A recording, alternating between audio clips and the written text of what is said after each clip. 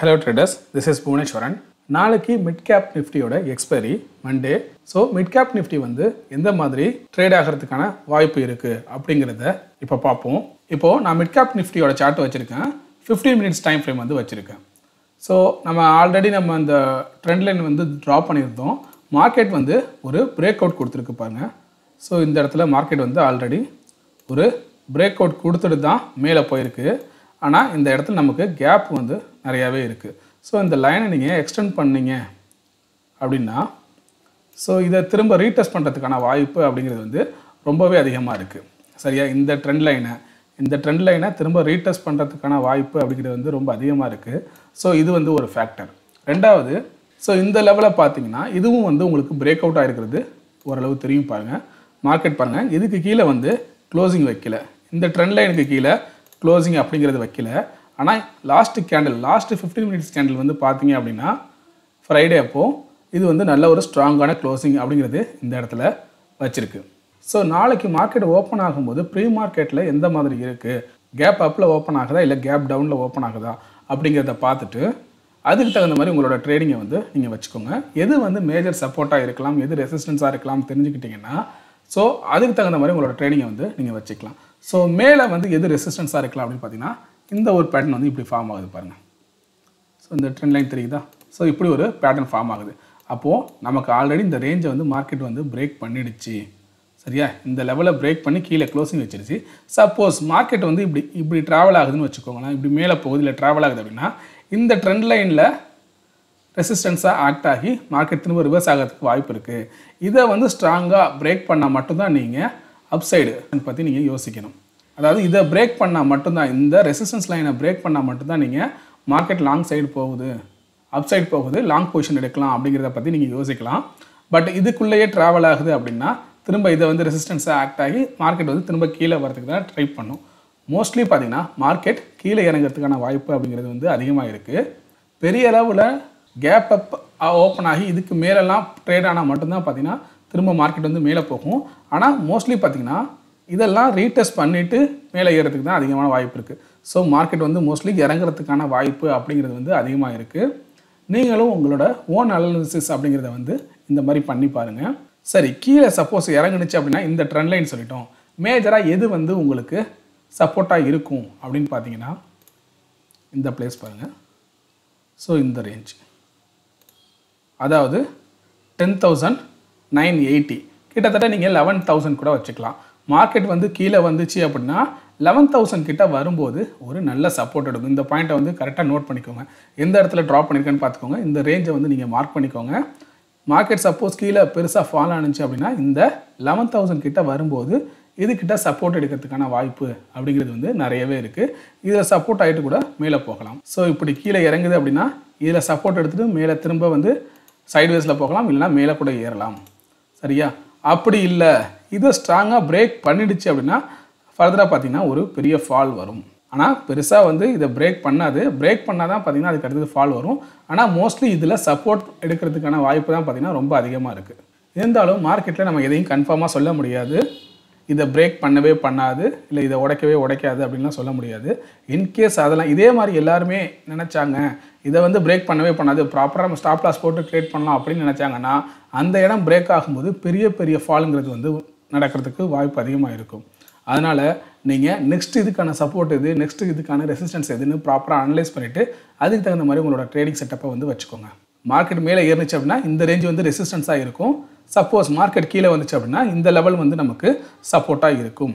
அப்போது நாளைக்கான மார்க்கெட் வந்து அதாவது 11,125 இந்த ஸ்ட்ரைக் ப்ரைஸுக்கும் 11,000 இதுக்கும் பார்த்தீங்கன்னா நடுவில் ட்ராவல் ஆகிறதுக்கான வாய்ப்பு அப்படிங்கிறது வந்து இருக்குது. இப்போ நம்ம ஆப்ஷன்ஸ் டேட்டா நமக்கு என்ன சொல்லுது அப்படிங்கிறத பார்ப்போம். ஓப்பன் இன்ட்ரெஸ்ட் ஒரு வாட்டி செக் பண்ணிக்கலாம். ஸோ இப்போ நம்ம MidcpNiftyயோட ஓப்பன் இன்ட்ரெஸ்ட் வந்து பார்த்துக்கிட்டு இருக்கோம். இது வந்து ஃப்ரைடே முடிஞ்சது பார்த்தீங்களா, அந்த முடிஞ்சதோட டீட்டெயில்ஸ். ஓகேவா, ஃப்ரைடே அன்னைக்கு மார்க்கெட் முடிஞ்சது இல்லையா, ஸோ அந்த டைமில் இருந்த ஓப்பன் இன்ட்ரெஸ்ட்டோட டீட்டெயில்ஸு அப்படி பார்க்கும்போது நமக்கு இந்த இடத்துல 11,000 நம்ம ஆல்ரெடி சொல்லியிருந்தோம் இல்லையா கீழே சப்போர்ட்டுன்னு. அதே போல் 11,000 புட்டில் பார்த்தீங்கன்னா உங்களுக்கு அதிகமான ஓப்பன் இன்ட்ரெஸ்ட் அப்படிங்கிறது வந்து பில்ட் ஆகிருக்கு. அதே போல் இந்த பக்கம் பார்த்தீங்க அப்படின்னா இது வந்து 11,100லேயே ஓரளவு இருக்குது. ஆனால் இந்த இடத்துக்கிட்ட பாருங்கள் 11,200ல் அதிகமான ஓப்பன் இன்ட்ரெஸ்ட் அப்படிங்கிறது வந்து கிரியேட் ஆகிருக்கு. ஸோ நமக்கு ஓப்பன் இன்ட்ரெஸ்ட் ஃப்ரைடேவோட ஓப்பன் இன்ட்ரெஸ்ட் நமக்கு எதை வந்து இண்டிகேட் பண்ணுது அப்படின்னு பார்த்தீங்கன்னா மார்க்கெட் வந்து 11,000க்கும் 11,200க்கும் நடுவில் தான் மார்க்கெட் வந்து ட்ராவல் ஆகிறதுக்கான வாய்ப்பு இருக்குது அப்படிங்கிறத மாதிரி காமிக்குது. ஆனால் இந்த இடத்துல 11,150 கூட பார்த்தீங்கன்னா அதிகமான ஓப்பன் இன்ட்ரெஸ்ட் இருக்குது. புட்டில் பெரிய அளவு இல்லை, காலில் அதிகமாக இருக்குது. ஸோ நம்ம டெக்னிக்கலாக பார்த்துட்டோம். ப்ரைஸ் ஆக்ஷன் படி பேஸ் பண்ணி பார்த்ததுலேயும் நமக்கு இந்த இடம் அதாவது 11,125 இது வந்து நமக்கு ஒரு ரெசிஸ்டன்ஸ் ஆகவும் அதே போல் கீழே பார்த்தீங்கன்னா 11,000 அப்படிங்கிறது வந்து நமக்கு சப்போர்ட்டாகவும் ஆக்ட் ஆகும் அப்படிங்கிற மாதிரி தெரியுது. ஓப்பன் இன்ட்ரெஸ்ட்டும் கிட்டத்தட்ட நமக்கு அதை தான் இண்டிகேட் பண்ணுது. ஸோ இந்த லெவலை பேஸ் பண்ணி உங்களோட ட்ரேடிங் அப்படிங்கிறத நீங்கள் வச்சுக்கலாம். So next Nifty and bank Nifty வந்து நாளைக்கு எப்படி ரியாக்ட் ஆகும் அப்படிங்கிறத குயிக்காக பார்த்துடலாம். ஸோ நிஃப்டியில் பார்த்தீங்க அப்படின்னா ஒரு ஃப்ளாக் மூமெண்ட் மாதிரி தான் தெரியுது.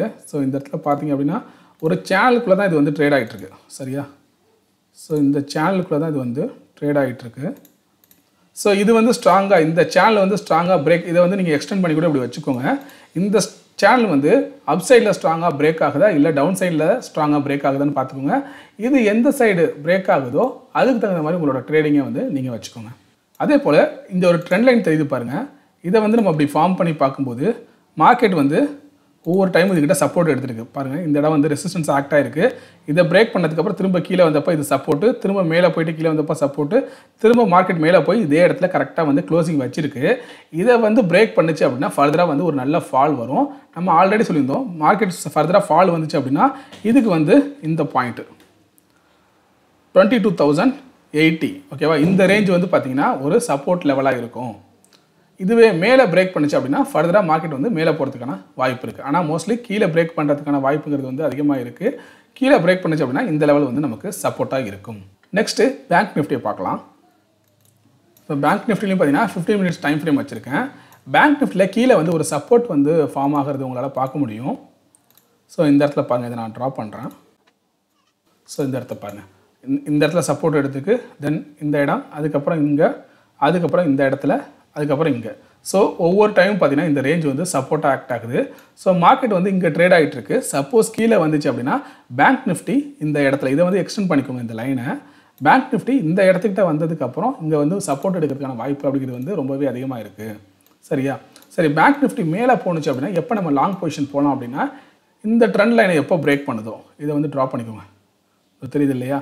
ஸோ இந்த ட்ரெண்ட் லைனை எப்போ பேங்க் நிஃப்டி பிரேக் பண்ணி மேலே போகுதோ அப்போ நீங்கள் லாங் பொசிஷனுக்கு போகலாம். அது வரைக்கும் இந்த ரெண்டு ரேஞ்சுக்கு நடுவிலே பார்த்தீங்கன்னா ட்ராவல் ஆகிறதுக்கான வாய்ப்பு இருக்குது. சப்போஸ் மேலே போணுச்சு அப்படின்னா இதில் வந்து ரெசிஸ்டன்ஸ் ஆக்ட் ஆகி கீழே வரும். சப்போஸ் கீழே வந்துச்சு அப்படின்னா இந்த இடம் சப்போர்ட்டாக ஆக்ட் ஆகிட்டு அதுக்கப்புறம் பார்த்தீங்கன்னா மேலே போகிறதுக்கான வாய்ப்பு அப்படிங்கிறது வந்து இருக்குது. எப்போ வந்து இந்த ரேஞ்ச் இந்த சப்போர்ட்டை ஸ்ட்ராங்காக பிரேக் பண்ணுதோ அதுக்கப்புறம் ஒரு ஃபால் இருக்கும்.